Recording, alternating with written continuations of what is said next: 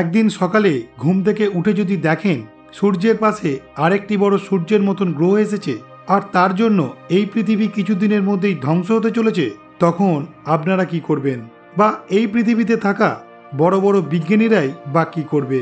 আর শেষ পর্যন্ত সবাই মিলে কি পারবে এই পৃথিবীকে ধ্বংসের হাত থেকে বাঁচাতে? এই রকমই 2008 সালে মুক্তি পাওয়া একটি মুভির গল্প নিয়ে আজ আমি হাজির হয়েছি। মুভিটির নাম সিটি অফ অ্যাম্বার। আর এই গল্পটি শুরু করবার আগে হ্যালো বন্ধুরা, আমি Soumyajit and welcome to the STV story. একদিন একটি গ্রহ পৃথিবীর কাছাকাছি চলে আসে আর তখনই বিজ্ঞানীরা বুঝতে পারে এই পৃথিবী এখন আর বসবাসের উপযুক্ত নেই আর এই পৃথিবী আবার স্বাভাবিক অবস্থায় ফিরতে প্রায় 200 বছর টাইম লাগবে। তাই বিজ্ঞানীরা মাটির নিচে 200 বছরের জন্য একটি কৃত্রিম শহর তৈরি করে আর তার নাম দেয় অ্যাম্বার সিটি। আর তারা এমনভাবে শহরটিকে তৈরি করেছিল যাতে 200 বছরের আগে সেখানকার মানুষেরা কোনোভাবেই না পৃথিবীতে আসতে পারে। আর 200 বছর পর অ্যাম্বার সিটির মানুষেরা আবার কিভাবে পৃথিবীতে ফিরবে সেই সূত্র তারা একটা বাক্সের মধ্যে রেখে সেই বাক্সটার খোলার টাইম সেট করে 200 বছর পর। এরপর বিজ্ঞানীরা সেখানকার মেয়রের হাতে বাক্সটা তুলে দেয় আর সময়ের সাথে সাথে বাক্সটি এক একটি মেয়রের হাতে যেতে থাকে। কিন্তু দুর্ভাগ্যবশত 7 নম্বর মেয়র সেই বাক্সটি 8 নম্বর মেয়রকে দেওয়ার আগেই মারা যায়। আর তখন থেকেই বাক্সটি শহরের একটি কোণায় পড়ে থাকে আর সেখানকার মানুষেরা আস্তে আস্তে সেই বাক্সটির ব্যাপারে ভুলে যায়। কিন্তু দেখা যায় 200 বছর পর নিজে থেকেই বাক্সটি খুলে গেছে, কিন্তু সেটাকে দেখার মতন কেউই ছিল না। এরপর কেটে যায় প্রায় কয়েক বছর আর এরপর দেখানো হয় সেই অ্যাম্বার সিটি শহরটিকে। সেই শহরে দেখা যায় প্রত্যেকটি মানুষ সেই শহরটিকে ঠিকঠাক রাখার জন্য প্রতিনিয়ত কঠোর পরিশ্রম করে চলছে। আর এই শহরে কোন মানুষ কি কাজ করবে সেটা মেয়রের সামনে লটারির মাধ্যমে সিদ্ধান্ত নেওয়া হতো। সেই শহরে অত্যাধুনিক যন্ত্র না থাকায় প্রত্যেকটি কাজ নিজেদেরই করতে হতো। সেখানকার পুরো শহরটায় জেনারেটরের মাধ্যমে আলো জ্বলতো। আর শহরটায় যেহেতু 200 বছরের ওপর বয়স হয়ে গেছে তাই সেখানকার জেনারেটরগুলো মাঝে মধ্যেই কাজ করতো না আর সেই জন্য পুরো শহর মাঝে মাঝে অন্ধকার হয়ে যেত। পরের দৃশ্যে আমরা ডোন নামের একটি ছেলেকে দেখি।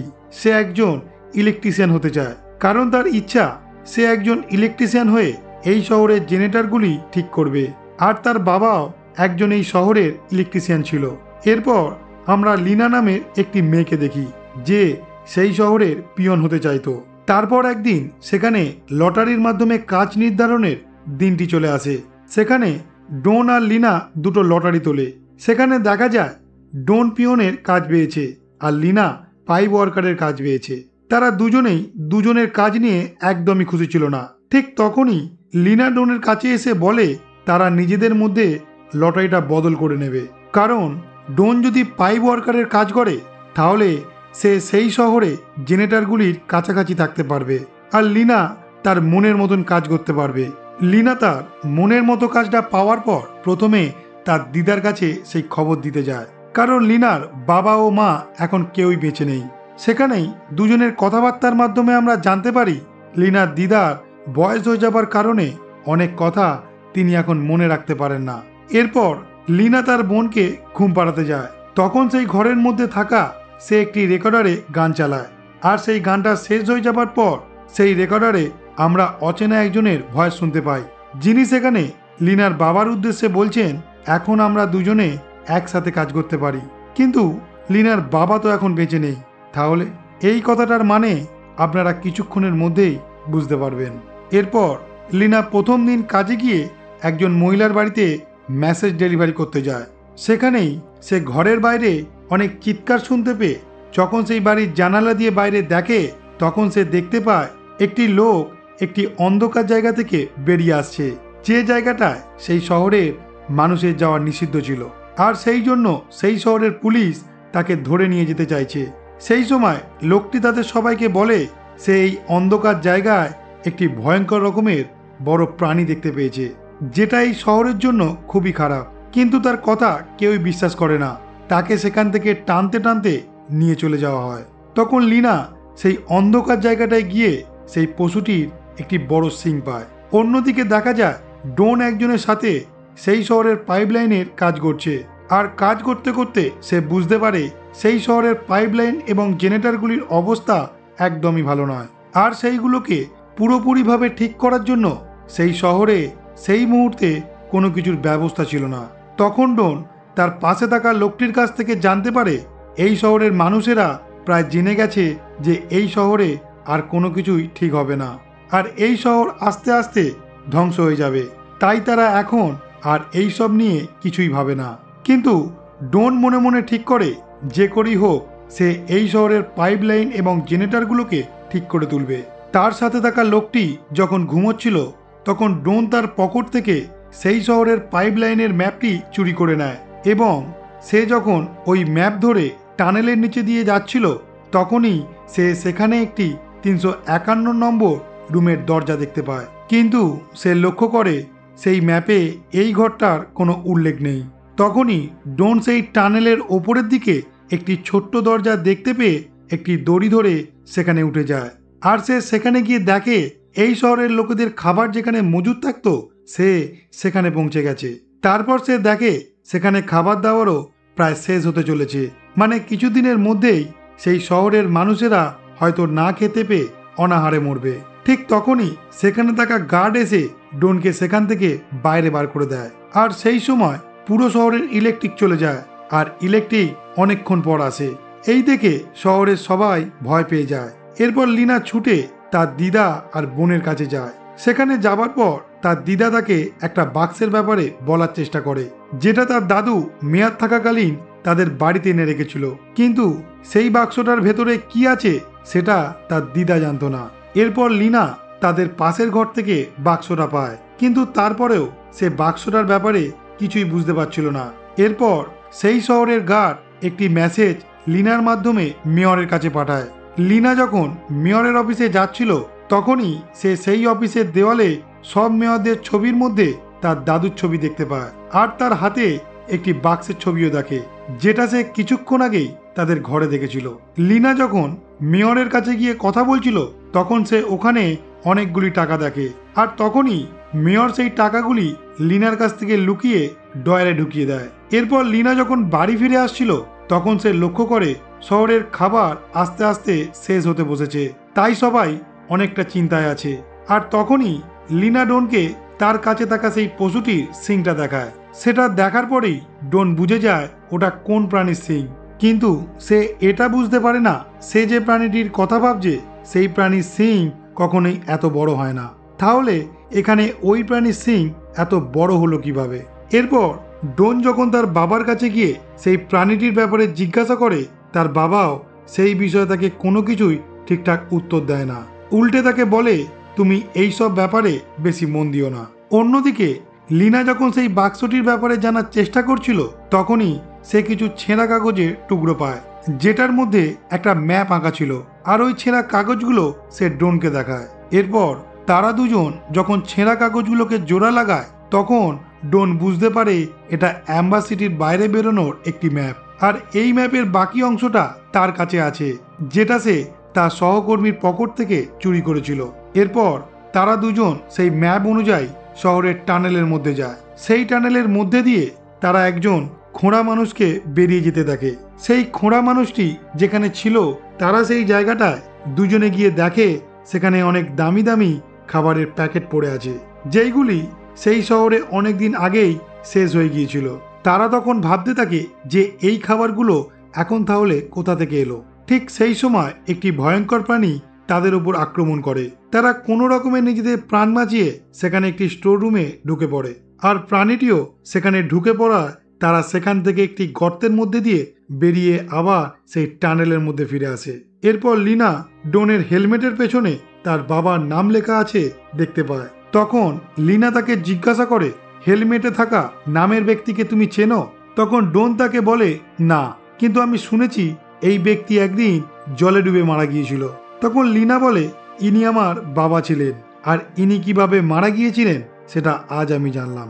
এরপরই তারা দুজন ভাবতে থাকে এই শহরে তো এত জল নেই যেখানে একটি মানুষ জলে ডুবে মারা যেতে পারে, তাহলে তিনি কিভাবে জলে ডুবে মারা গিয়েছিলেন। লিনা যখন বাড়ি ফিরে আসে তখন সে তার এক আত্মীয়র কাছে জানতে পারে তার বাবার মৃত্যুর ব্যাপারে কিছু অজানা কথা।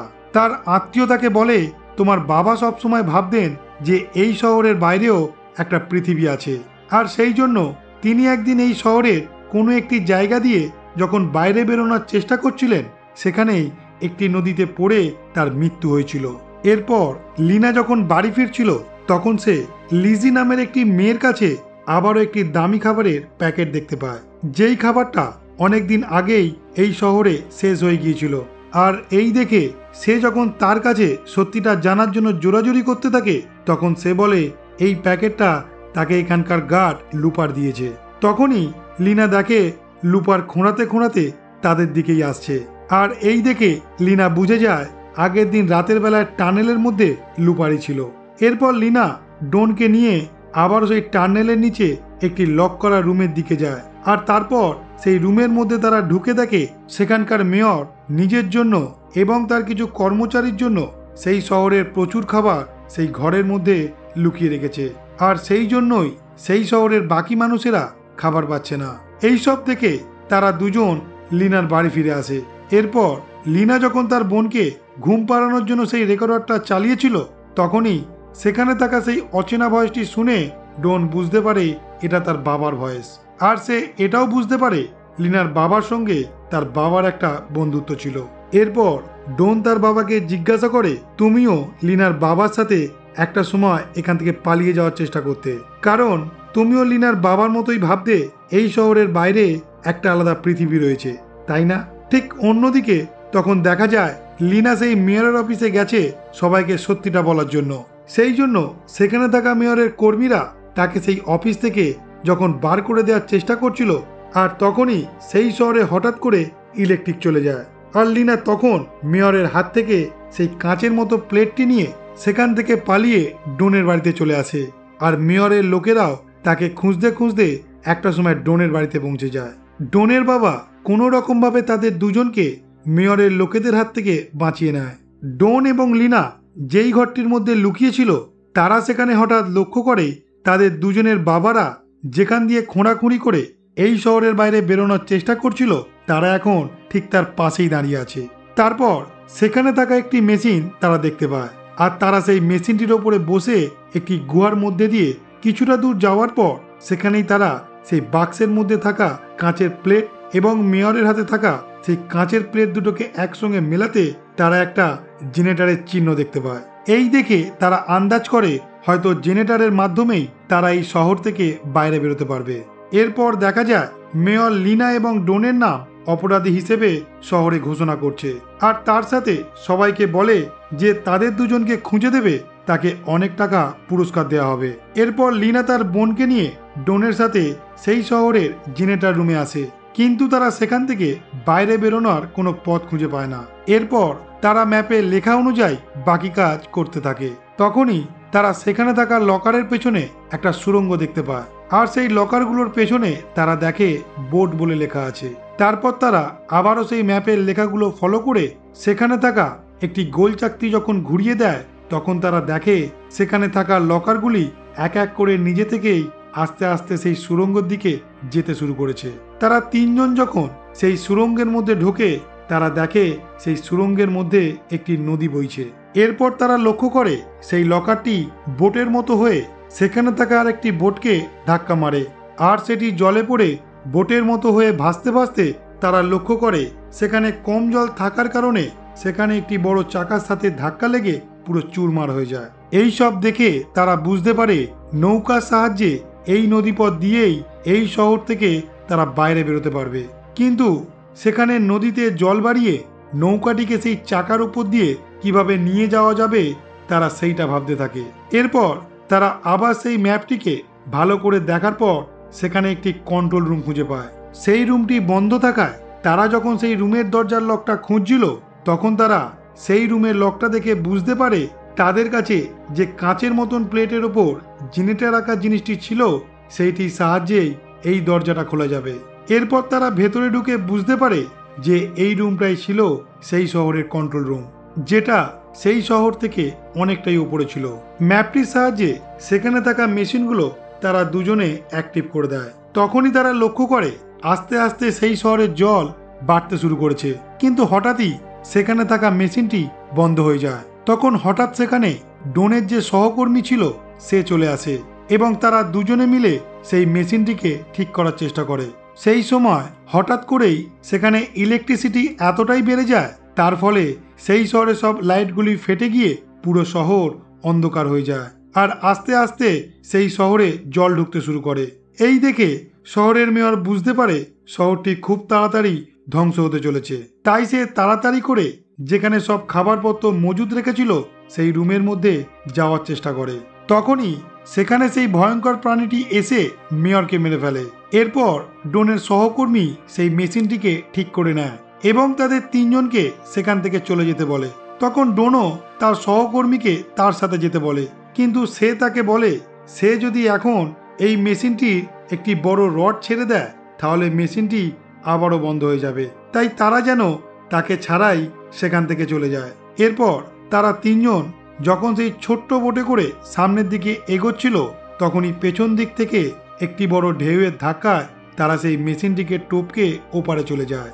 তারপর তারা একটি গুহার মধ্যে দিয়ে বোটে করে অনেকটা দূর যাবার পরে দূরে একটা আলো দেখতে পায় এবং তারা যখন সেই গুহার বাইরে বেরোয় তখন দেখে চারিপাশে শুধু অন্ধকার আর অন্ধকার।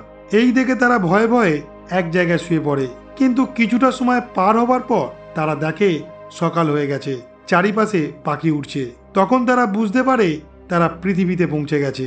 আসলে এখন 200 বছর পার হয়ে গেছে আর এই পৃথিবী এখন বসবাসের উপযুক্ত হয়ে উঠেছে। এরপর তারা দুজন ওখানে একটা গর্ত দেখতে পেয়ে যখন তার সামনে আসে, তারা দেখে সেই গর্তের মধ্যে দিয়ে অনেকটা নিচে তাদের অ্যাম্বাসিডি শহরটাকে স্পষ্টভাবে দেখা যাচ্ছে।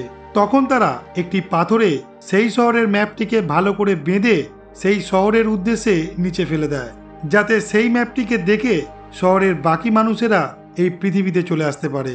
আর সেই পাথরটি সরাসরি পৃথিবীতে এসে কাকতালীয়ভাবে ডোনের বাবার কাছে পড়ে। সেই চিঠিটা দেখে ডোনের বাবা বুঝতে পারে তার ছেলে এখন পৃথিবীতে পৌঁছে গেছে। তারা যে কাজটি অনেক চেষ্টা করার পরও করতে পারেনি, তার ছেলে সেই কাজটা করতে সফল হয়েছে। আর এখানেই এই মুভিটি শেষ হয়।